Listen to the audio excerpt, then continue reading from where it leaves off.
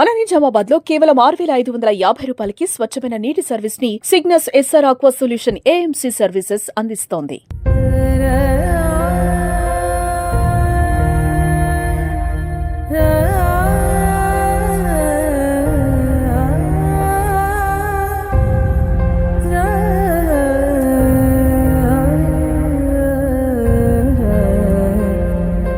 తన సోదరి కళ్ళ ముందు మరణం ఒకవైపు, తన ఇన్ని రోజులు చదువు ఒకవైపు, ఈ రెండు మధ్యలో కూడా విద్యార్థి సతమతమవుతూ 10వ తరగతి పరీక్షలు రాసినటువంటి క్రమం.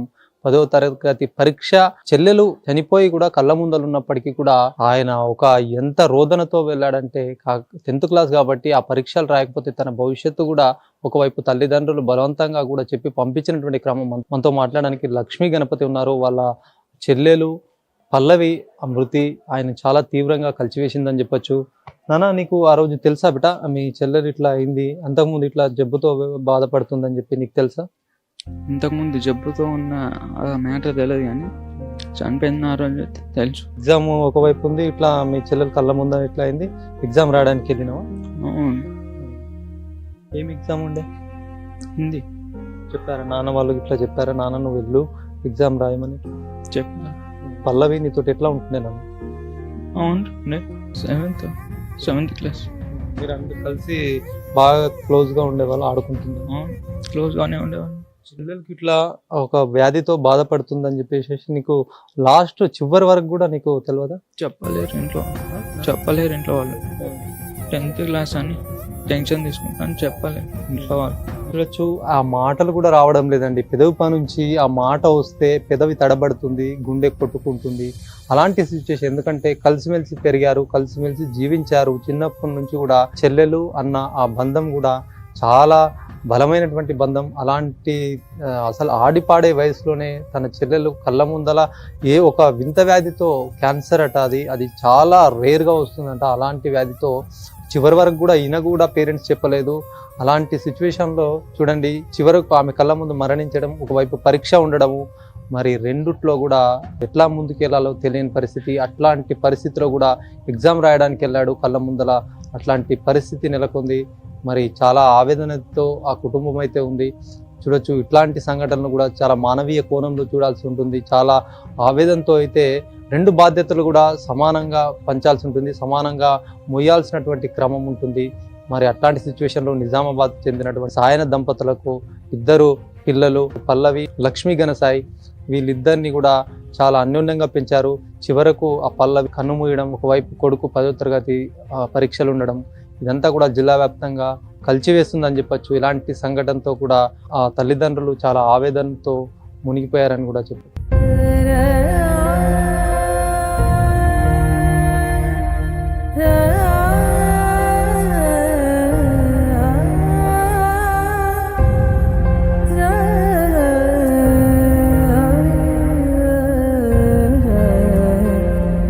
సాయన్న వినోద దంపతులకు 2 పిల్లలు. ఆ 2 కూడా నిజామాబాద్లోని ఒక ప్రైవేట్ పాఠశాలలో విద్యాభ్యాసం అయితే కొనసాగించారు.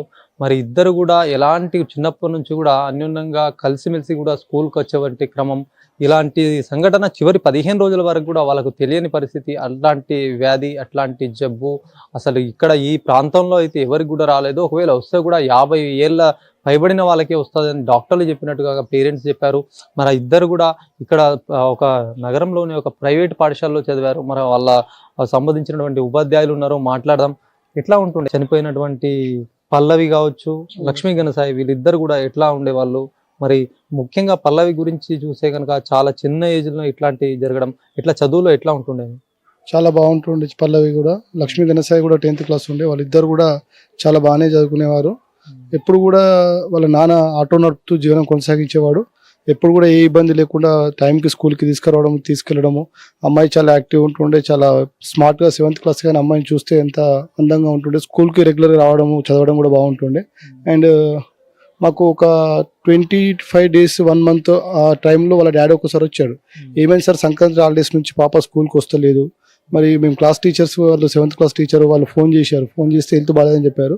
మరి ఇన్ని రోజుల నుంచి రాకపోతే పాపది చదువు దెబ్బతింటుంది, మరి ఏమైంది సార్ అని చెప్పేసి అడిగితే స్కూల్కి వచ్చారు. ఇక్కడ ఆఫీస్ రూమ్లో మరి ప్రిన్సిపల్ మేడం ముందు నా ముందు చాలాసేపు హాఫ్ అన్ అవర్ కూర్చొని జరిగిన విషయం అంతా చెప్పి చాలా బాధపడ్డాడు. అనుకోకుండా క్యాన్సర్ అటాక్ అయింది సార్, అది బ్లడ్ క్యాన్సర్. అసలు నయం కాదట, ట్రీట్మెంట్ ఇప్పించినా కానీ అమ్మాయి చూడలేని పొజిషన్ ఉంటుంది. ఆ అమ్మాయికి మీరు చూసుకోవాలి ఒక 2-3 నెలలు 4 నెలలు అంతకంటే ఎక్కువ బతకదు. అప్పటిదాకా మీరు చూసుకోవాలి అనుకుంటే వీలైనంత మట్టుకు బ్లడ్ అవసరమైనప్పుడల్లా డాక్టర్ సమక్షంలో బ్లడ్ ఎక్కించండి, కాకపోతే మాత్రం నయమయ్యే జబ్బు అయితే కాదు అని చెప్పేసి అనగానే తను చెప్తూ బాధపడితే ఇక్కడ మేము కూడా స్కూల్ మేనేజ్మెంట్ వాళ్ళు కూడా చాలా తీవ్రంగా విషయాన్ని చాలా అంటే చాలా బాధపడి మా స్కూల్ మేనేజ్మెంట్ వాళ్ళ ల్యాబ్ సార్ వాళ్ళ కొడుకు డాక్టర్స్ వాళ్ళ అందరూ కూడా ప్రయత్నం చేశారు. అందులో భాగంగా అమ్మాయికి ఓ పాజిటివ్ బ్లడ్ ఎవరైనా ఇచ్చే వాళ్ళు ఉంటే కూడా చెప్పండి అని చెప్పేసి ఆ అమ్మాయి వాళ్ళ తండ్రి చెప్తే నేను కూడా బ్లడ్ ఇవ్వడం జరిగింది. ఒక పాపకు బ్లడ్ ఎక్కిస్తా ఉంటుండేనా అప్పుడప్పుడు తెలిసిన తర్వాత అప్పుడప్పుడు బ్లడ్ ఎక్కిచ్చేవాళ్ళు.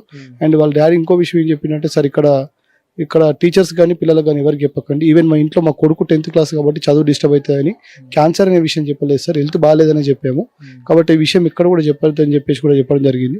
అంటే పిల్లల చదువుకు అంత ఇంట్రెస్ట్ ఇచ్చి అమ్మాయి క్యాన్సర్తో అవుతున్నా కానీ ఆ ఇంట్లో ఉన్నటువంటి సొంత కొడుకు కూడా విషయం చెప్పకుండా చాలా బతికించడానికి ప్రయత్నం చేశారు పాపం వాళ్ళ తల్లిదండ్రులు. కానీ అనుకోని పరిస్థితుల్లో సడన్ గా మొన్న శుక్రవారం రోజు సాయంత్రం 7:30-8 గంటల సమయంలో అమ్మాయి చనిపోయిందనే విషయం తెలిసి మేము చాలా బాధపడ్డాం.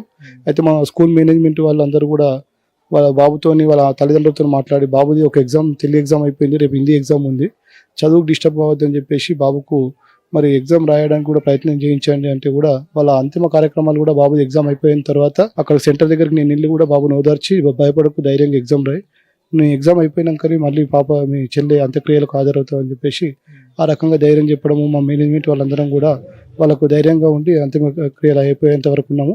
ఈ రోజు కూడా బాబు నిన్న ఇక సండే ఉండే, ఈరోజు రేపు మ్యాథ్స్ ఎగ్జామ్ ఉంది కాబట్టి బాబుకు ఇంటి దగ్గర ఉంటే ఎవరైనా బంధువులు వచ్చి మాట్లాడిస్తుంటే మళ్ళీ ఇంకా అదే తిరుగుతుందని చెప్పేసి అలా తల్లిదండ్రులు అనుమతి తీసుకొని స్కూల్కి వచ్చి మ్యాథ్స్ ప్రాక్టీస్ చేసుకోమని చెప్పేసి చెప్పడం జరిగింది. అలాంటి ఇట్లాంటి బాధాకరమైనటువంటి విషయం, ఒకవైపు తన సోదరి అట్లాంటి సిచ్యువేషన్లో మళ్ళీ ఎగ్జామ్ రాయడం ఎట్లా అసలు పాపం బాగా రాసాడా, మరి ఎగ్జామ్ పట్ల దృష్టి అయితే ఉండదు, మరి రాయాలి తప్పది ఇట్లాంటి పరిస్థితి. ఇది బాబుకు అసలు రాయను అన్నట్టే మాట్లాడాడు, కానీ మేమే ఇక ఇంత సంవత్సరం అంతా చదివింది కొంచెం కాన్సన్ట్రేషన్ పెట్టి కనీసం కొంచెం మార్కులు తక్కువ వచ్చినా కానీ ఇప్పుడు ఒక సబ్జెక్టు ఫెయిల్ అయినా 10th ఫెయిల్ అంటారు కాబట్టి ఆబ్సెంట్ కాకుండా ఫెయిల్ కాకుండా కనీసం మార్కులు పాస్ అయ్యే మార్కులు ఎంత వచ్చేటట్టుగానే చదివాడు కాబట్టి బాబు బాగానే రాశాడట. ఇక అంత బాధలో కూడా బాబు వాళ్ళ చెల్లెలు మరణాన్ని తట్టుకొని ఇంటి దగ్గర ఆ పొజిషన్ ఉండి కూడా బాబు గుండె ధైర్యం కూడా గొప్పదే, దానికి మనం మెచ్చుకోవచ్చు. ఇది మొత్తానికి కూడా తల్లిదండ్రులు కనిపెంచడమే కాదు, కనిపెంచిన తర్వాత కూడా వాళ్ళకి ఎలాంటి కష్టం రాకుండా చూసే విధంగా, వాళ్ళకు ఎలాంటి బాధ తెలియకుండా కూడా, అంటే ఒకవైపు కూడా ఇట్లాంటి సిచ్యువేషన్లో కూడా తన మొత్తం బాధని దిగమింగుకొని కూడా పేరెంట్స్ ఒకవైపు తన పాపకి క్యాన్సర్ ఉన్న విషయం పల్లవికి కూడా తెలియదు, ఒకవైపు పల్లవికి క్యాన్సర్ ఉన్న విషయం తన సోదరుడికి కూడా తెలియదు. ఆ రోజు తెలిసిన విషయమే ఆ రోజే వాళ్ళకి మొత్తానికి తెలిసింది. మరి పాపకైతే చివరి క్షణం వరకు కూడా తెలియని పరిస్థితి. మరి ఇట్లా బ్యాలెన్స్ చేసుకుంటూ కూడా తల్లిదండ్రులు చాలా కష్టాన్ని అనుభవించారని చెప్పొచ్చు. కెమెరా పర్సన్ సందీప్తో శ్రీనివాస్, సుమన్ టీవీ, నిజామాబాద్.